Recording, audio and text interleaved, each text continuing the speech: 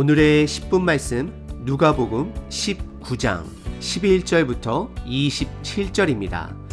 누가복음을 크게 세 부분으로 나눈다면 첫 번째는 예수님의 사역의 시작, 그리고 두 번째는 예루살렘으로 향하시는 길, 그리고 마지막 세 번째는 예루살렘에서 고난, 죽음, 그리고 부활입니다. 오늘 본문은 두 번째 부분, 예루살렘으로 향하시는 길의 마지막 이야기입니다. 예수님의 예루살렘 길은 그분이 이 땅에서 이루어야 할 첫 번째 목적을 이루시기 위함입니다. 그것은 고난, 죽음, 그리고 부활입니다. 그리고 예수님께서 예루살렘으로 들어가시기 전까지 최선을 다해 제자들에게 하나님 나라를 가르치시고 본인의 고난, 죽음, 부활에 대해서 계속해서 가르치셨습니다. 하지만 어느 누구도 그분의 첫 번째 오심의 목적을 깨닫는 자는 없었습니다. 그렇기 때문에 그분의 두 번째 오심, 재림 또한 깨닫는 사람도 없었던 것이었습니다. 오늘 본문은 예수님의 첫 번째 오심도 깨닫지 못하는 제자들에게 비유를 들어 그분의 두 번째 오심을 가르치시는 내용입니다.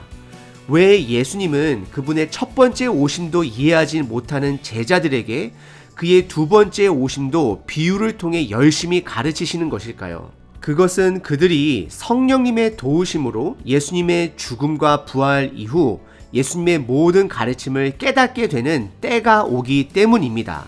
이것은 예수님께서 하나님 아버지를 신뢰하기 때문에 계속해서 가르치시는 것입니다.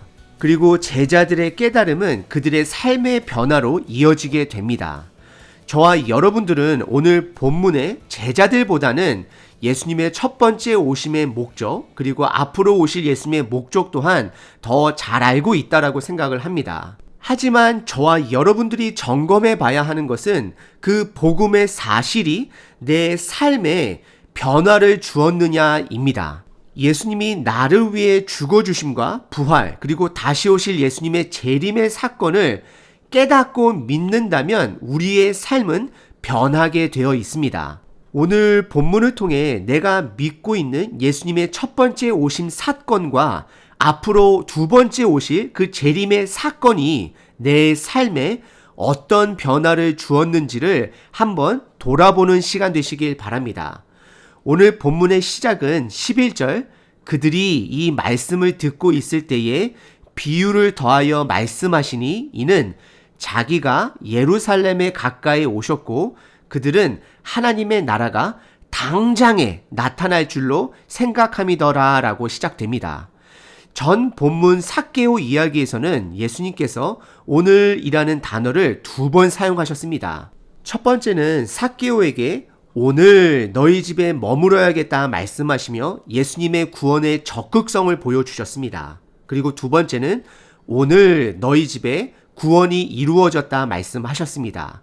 이 오늘이라는 단어는 오직 예수님을 통해 육안으로 보이지 않는 하나님의 나라가 이미 시작되었음을 성경은 말하고 있습니다.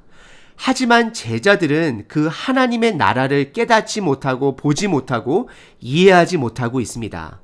이들은 예수님께서 예루살렘에 입성하게 되면 하나님의 나라가 한 번에 완성될 것을 기대하고 있습니다. 그리고 아마도 예수님이 준비하신 군대들을 기대했을 수도 있고요. 예수님의 놀라운 능력들, 로마 군대가 다 물러가는 상상, 본인들이 예수님과 함께 이스라엘 지역의 높은 관리가 되는 상상을 했을 것입니다. 하지만 예수님은 아무도 깨닫지 못하는 그 하나님의 나라를 예루살렘에 입성하시면서 이제는 외로운 혼자만의 영적 전쟁을 시작하시고 끝내시러 들어가셔야 합니다. 예수님의 대적은 로마인도 아니고 바리새인 및 사두개인 같은 종교 지도자들도 아니었습니다. 그것은 어느 누구보다도 예수님이 하나님의 아들이라는 것을 잘 알고 있는 영적인 존재 사단입니다. 예수님은 실질적으로 천사들의 군대를 동원하실 수도 있으셨고 로마 군인들과 타락한 종교 지도자들을 다 몰아내실 수도 있었습니다. 하지만 예수님의 적은 그들이 아니었기에, 그리고 하나님의 나라는 사람을 구하는 것이 목적이기에 그분 스스로가 십자가에서 온전히 우리들의 죄를 위해 죽어야만 했습니다. 그리고 이 복음의 사실을 믿는 자들에게는 하나님 아버지의 권능으로 다시 부활하시고 앞으로 다시 오실 예수님의 재림 때까지 그분이 시작하신 하나님의 나라를 살아내고 전파하는 것이 그분의 뜻에 맞게 살아가는 목적인 것입니다. 하지만 오늘 본문의 제자들처럼 이 땅의 가치관이 우리를 이미 시작된 하나님 나라를 보지 못하게 만들고 있습니다. 오늘 본문을 통해 하나님의 나라를 조금 더 깨닫고 살아내시는 저와 여러분 되시길 바랍니다. 예수님의 본격적인 비유 시작은 12절입니다. 귀인이 왕위를 받아가지고 오려고 먼 나라로 갈 때로 시작을 합니다. 이것은 그 당시 사회적 왕권 구조를 예로 사용하신 것입니다. 그 당시 총독이나 리더들이 그 지역에 분봉왕이 되기 위해서는 가이사 로마 황제에게 가서 분봉왕 법적 서류를 받아가지고 와야 했습니다. 그리고 13절에 10명의 종들에게 은화 10문화를 주었다라고 이야기를 합니다. 이것은 10명의 종들에게 각각 한 은화, 문화를 주며 이것으로 장사를 하게 합니다. 문화는 무게의 단위입니다. 우리들이 자주 듣던 달란트의 무게의 60분의 1로 계산을 합니다. 그리고 한 문화는 100드라크마였습니다. 한 드라크마는 최저임금, 하루 품삯입니다. 그럼 은 한 문화는 그렇게 많은 돈도 아니고 그렇게 적은 돈도 아닙니다. 참고로 마태복음 25장에 사용한 큰 단위인 달란트 비유와는 많은 차이가 있는 금액입니다. 예수님은 이 비유에서 왜 달란트가 아니라 어정쩡한 문화 단위를 사용하여 종들에게 장사를 하게 했을까요? 이것은 두 가지를 말하고 있습니다. 첫 번째는 주인은 종들에게 큰 이득을 기대하는 것이 아니라 장사를 해보게끔 하는 것이 목적이었습니다. 그리고 두 번째는 주인은 종들을 테스트해 본 것이었습니다. 어정쩡한 자금으로 돈을 잃어도 되니 최선을 다해 장사 경험을 쌓게 하기 위함이었습니다. 이제 종들에게 남겨진 것은 두 가지였습니다. 그동안 이들이 그 주인의 성품을 잘 파악했는지가 그들의 장사를 하는데 큰 힘이 될 수도 있고 부담이 될 수도 있습니다. 주인이 너그러운 성품인 것을 깨달은 종들은 장사를 하다가 돈을 잃은다 할지라도 주인이 용서해 줄 것을 믿고 최선을 다했을 것입니다. 하지만 주인이 악한 성품이라 생각하는 자들은 이 어정쩡한 돈이 부담으로 다가왔을 것입니다. 장사를 하자니 어차피 모든 이득은 주인이 다 가지고 갈 것이고 또 혹시 돈을 잃게 되면 주인에게 처벌받을 것을 두려워했을 것입니다. 그리고 14절에 보시게 되면 이들이 장사를 해야 하는 대상들은 그들이 섬기고 있는 주인을 별로 좋아하지 않고 미워하는 마을 사람들 대상으로 장사를 해야 했습니다. 14절에 그런데로 시작을 합니다. 그 백성이 그를 주인을 말하는 거죠. 미워하여 사자를 뒤로 보내어 이르되 우리는 이 사람이 우리의 왕됨을 원하지 아니하니다라고 말합니다. 역사적으로 가이사 황제에게 분봉왕 서류를 받기 위해 총독이나 리더들이 떠났을 때에 그 지역 여러 리더들 대표가 동시에 가이사 황제에게 반대하는 의견을 제시할 수 있었습니다. 그래서 예수님께 사형 언도를 내렸던 총독 빌라도가 예수님을 재판할 때 종교 지도자들의 눈치를 봤던 것이고 그의 미래를 염두하고 갈팡질팡했던 것이었습니다. 그러니 종들을 미워하는 백성들을 상대로 장사를 해야 하는 종들의 장사는 만만치 않은 것이었습니다. 15절에 드디어 그 귀인이 왕권을 받아 돌아와 종들이 그동안 어떻게 장사하였는지를 확인합니다. 이때 총 10명의 종들 중 3명을 대표적으로 설명을 합니다. 첫 번째 종은 한 문화를 가지고 10문화를 남겼고 두 번째 종은 한 문화를 가지고 5문화를 남겼습니다. 그리고 주인은 왕으로서 그 종들을 관리자로 첫 번째 종에게는 10도시를 관리할 수 있는 권한을 주고 두 번째 종에게는 5도시를 관리할 수 있는 권한을 주게 됩니다. 하지만 세 번째 종은 20절에 그 한 문화를 당당하게 수건에 싸두었다 주인 앞에 고백합니다. 그리고 21절에 그 종은 지금 시대에서도 황당한 고백을 하게 됩니다. 21절입니다. 이는 당신이 엄한 무서운 사람인 것을 내가 무서워함이라. 당신은 두지 않은 것을 취하고 심지 않은 것을 거두나이다라고 고백합니다. 이것은 당신은 악한 왕이다라고 고백하는 것과 동일한 것입니다. 하지만 22절에 주인은 그의 말에 반박하지 않고 그가 판단한 대로 악하게 그를 심판합니다. 주인은 그를 악한 종이라 말합니다. 이것은 그 종이 악하기 때문에 본인의 주인도 악하다라고 생각하게 된 것입니다. 22절에 보시면 악한 종아 내가 내 말로 너를 심판하노니 너는 내가 두지 않은 것을 취하고 심지 않은 것을 거두는 엄한 악한 사람인 줄 아느냐라고 말합니다.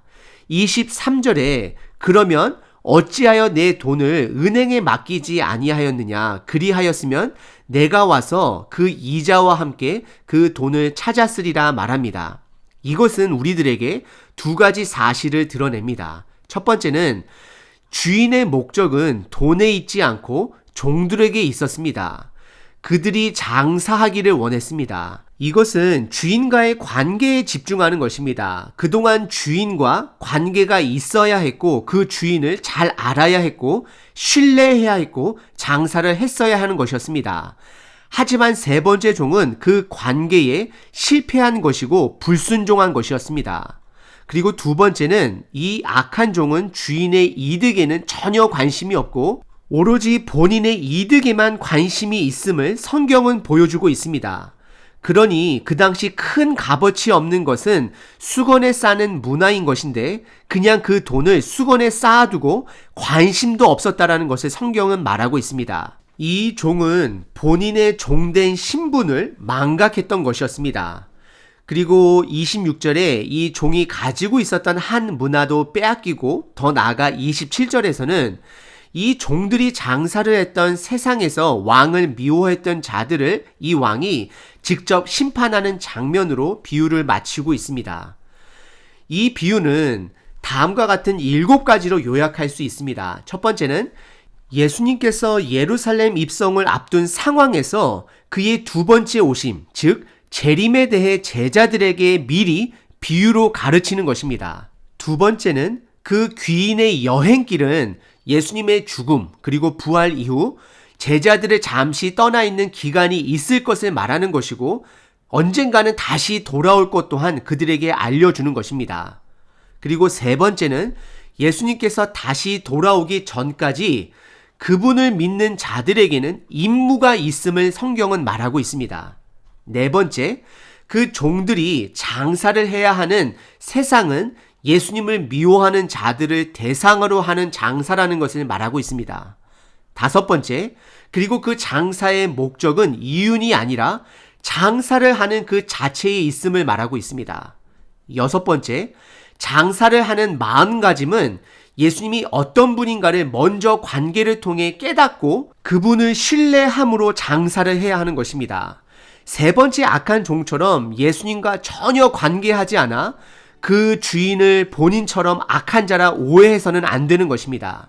마지막 7번째는 결국 그분은 돌아오실 것이고 그때에 심판이 있음을 성경은 말하고 있습니다. 바로 전 본문에서 다뤘던 삭개오의 이야기에서 2번 등장한 단어 오늘 삭개오 집에 머물고 오늘 그의 집에 구원이 있다라고 말씀하신 하나님의 나라가 이미 시작되었음을 제자에게 비유로 가르쳐 주십니다. 그리고 우리들로 하여금 그분의 나라 백성답게 임무를 가지고 살아야 함을 강조합니다. 우리는 3가지를 기억하셔야 합니다. 첫 번째는 우리는 예수님이 어떤 분인가를 먼저 관계를 통해 알아야 합니다. 그래야 임무를 수행함에 있어 그분의 뜻을 파악할 수 있습니다.